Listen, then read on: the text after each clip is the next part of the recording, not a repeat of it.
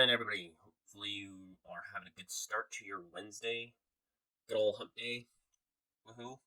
Well, I got a fun one for you today.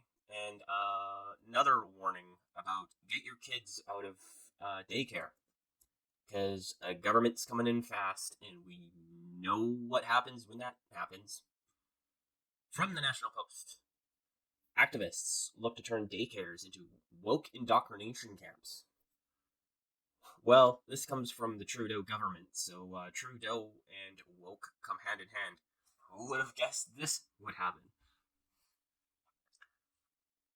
Trudeau's daycare scheme is causing waitlists and bankruptcy, and bankrupting providers, while some will look to use the system to advocate their own ends. So apparently, what I've been hearing from a lot of other people is his $10 daycare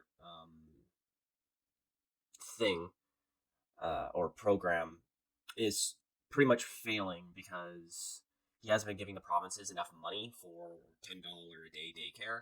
So a lot of the daycares there have been going out of business who initially agreed to this, and because they can't pay you can't pay your employees on $10 a day daycare. And pretty much the government just says, well, we gave you enough money, so whatever. And so now families who are on like a wait list for a year are on a wait list for 3 years. But let's get into it.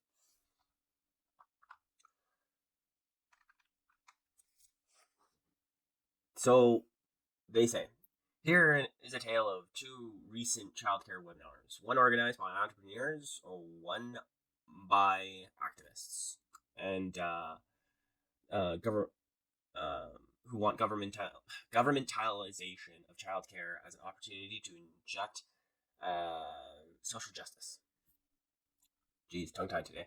On April 30th, the Association of Alberta Childcare Entrepreneurs, AACE, which, despite its name, has expanded its membership to include nonprofits and childcare operations across Canada, held an online conference about the federal government's early learning and childcare agreements, which is like the big one is the $10 a day daycare thing. The consensus view of conference participants said last week that the government's promise of accessible childcare has failed miserably. A big portion of this, like, if I haven't heard all the stories about like the $10 a day daycares failing, I would have been like, yeah, it's just well, I would have been in between the hey, these entrepreneurs who pretty much just want to siphon money out of families. Yeah, of course they'd be whining and complaining about it, but no, now that we have evidence of it, no. But it makes sense, right? Like nobody can run their a daycare off of $10 a kid. But especially when the government's not giving you enough money to run your daycares. They go on to say that Churcher, this guy who's the chair of AACE, noted that the conference that has wait lists in Alberta vary, but now tend to be about 2 to 3 years long. So now daycare is part of family planning. So you don't even know you're going to have a kid, or you have to like plan 2 to 3 years in advance before you have the kid and apply for daycare. Because if you don't, you're not going to get it.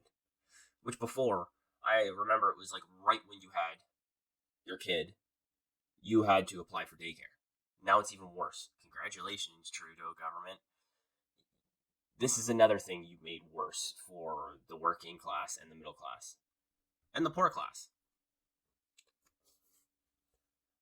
Childcare operators with Creative Kids Learning in British Columbia said the government created a space crisis and extensive wait lists. And parents have now absolutely no choice and are scrambling to get whatever childcare they can. Lisa and Bedau from Nova Scotia remarked that their centers had hundreds and hundreds of wait lists.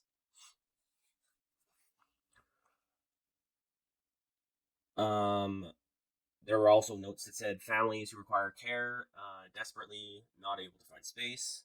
One person said that her center now has two wait lists, one for families who will never get a spot and one for families who could get a spot 2 to 3 years.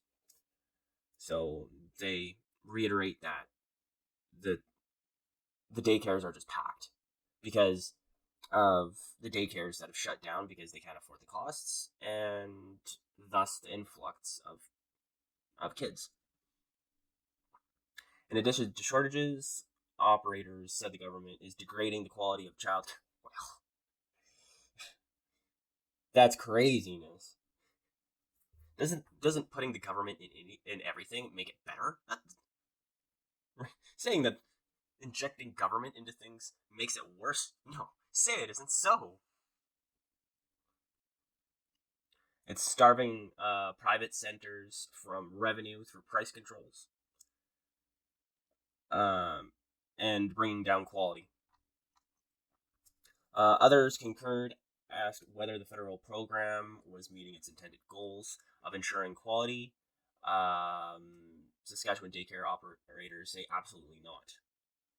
Say that they're injecting administrative burdens. Another takeaway from the conference is the Trudeau government is now trampling parental choice and imposing its own preferences onto families. So great, now we have an American style public school system in the Canadian daycare system. Awesome. Let me just say, get your kids out of daycare. And I know it might be hard, but there are systems where you can gather together with other families and you can, for a couple of days, um, one of the moms takes care of kids around the communities for a couple of days. Then the next family has it. Then the next family has it, and then at least you can kind of. Then you don't have to pay for daycare. You get to save money. But I don't know, and it seems like that's the way it's gonna have to be because if you're on a 3 year wait list, I don't think you're getting in. Let's see. Juxtapost the concerns. Whoa, juxtapost the concerns of childcare providers trying to stay afloat and continue providing quality care for families in the face of the Trudeau government's takeover of their sector, with what government-funded childcare activists are focusing on. Oh, great! Now we're getting to the activists who are injecting their ideologies into our daycares. Let's see the fun that they're trying to teach future generations. That was sarcasm, if you didn't get.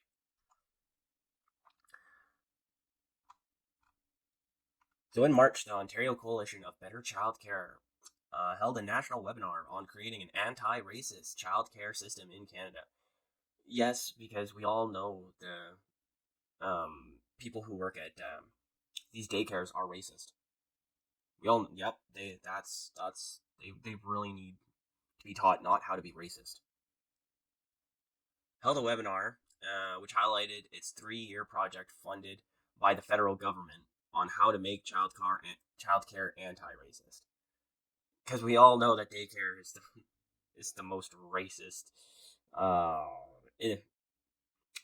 industry out there. It is like who you walk in and man, you just want to walk right out. The organization advocates, advocates among other things, mandatory anti. Okay, now I have to say anti bad things because of YouTube. So congratulations. So anti bad stuff training as part of membership in the College of ECE. Okay, I'm gonna be saying things that words that I don't really understand because this is like woke garbage. Another recommendation is to have educational programs for childcare workers that demonstrate a commitment to decolonization. Oh, great, yeah, decolonization. Yeah, because that happened a long time ago, and we still now need to learn about that. Oh, we still have to think about Canada in that way. And it include a mandatory course of anti-bad things pedagogy, which whatever. Can I reiterate? Get your kids out of these daycares. If the government's injecting their ideology into daycares, and the only way that these places can survive is like bowing to the government for their money, they're going to be injecting this stuff into the day-to-day, well, lives of their kids. So great. And course materials of Black, Indigenous, and racialized theorists. The activists also make recommendations to childcare operators, such as ongoing anti-bad thing, inclusion, and okay, oh great. So inclusion and equity training, that always ends well. For staff, ongoing training and coaching to develop and implement anti-bad stuff, inclusive pedagogy. Oh wait, no, sorry, it's early in the morning. So, three observations. First, it is not clear that forming advisory committees in which race is criterion for administration is really anti-bad stuff initiative. Second, there's scant evidence that childcare sector, yep, is a hotbed for this stuff. And third, pretty much free markets and competition make everything better. So I will reiterate again, get your kids out of these daycares. Because if these activists are already trying to teach all these daycare operators about all of this woke garbage, that's going to have a trickle of down effect into your kids. So unless you want your kids learning about this stuff, then by all means leave them in there. But I think I don't have kids, so to me, do what you want to do. If you're fine with having your kids in these spaces, okay. But there's got to be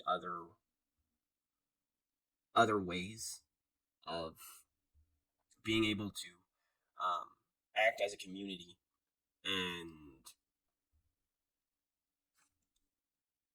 and be able to work it out. Like I said, different families have different days of taking care of the children, and then you can go to work. Families with tough situations. I mean, there's grandparents. There's got to be ways of taking your kids out of these places where the government's injecting their ideology into them, because this is not good, people. But like I said, I don't have kids. I'm an outsider looking in. And let me know what you think in the comments below. Do you think you'll be able to take your kids out of daycare if they're already in? Do you see this happening in your daycares? And if you have any ideas on stuff parents can do if they can't get into them, or want to take their kids out of daycare because of this government number twos, then leave that in the comments down below. And, if you could hit that subscribe button, that would be awesome too. Or I'm definitely trying to hit 100 subscribers this month, so that would be awesome as well. And other than that, have a good day and talk to you later.